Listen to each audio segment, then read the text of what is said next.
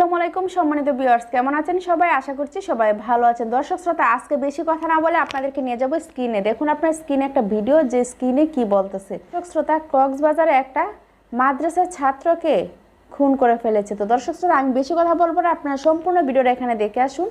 দেখার পরে আপনারা আপনাদের জায়গা থেকে ভিডিওটা শেয়ার করবেন। তো দর্শক শ্রোতা, আমি বেশি না কথা বলে চলুন ভিডিওতে চলে যাই। মানুষ আজকাল মানুষ নেই, মানুষ দিনে দুপুরে আহাজারি, মারামারি, খুনাখুনি প্রতিনিয়তই করে যাচ্ছে। আমাদের দেশে আইন যতই কঠোর হচ্ছে, মানুষ ততই অশৃঙ্খল হচ্ছে। দর্শক, মানুষের ভিতরে এখন ডর ভয় কোনো কিছুই নেই।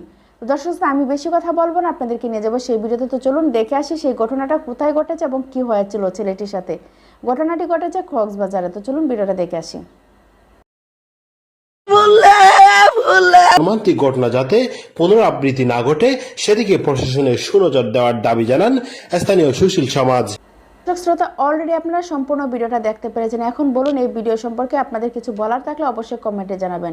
আর হ্যাঁ, ভিডিওটা আপনাদের জায়গা থেকে একটা শেয়ার করবেন এবং ভিডিওটা একটা লাইক করবেন।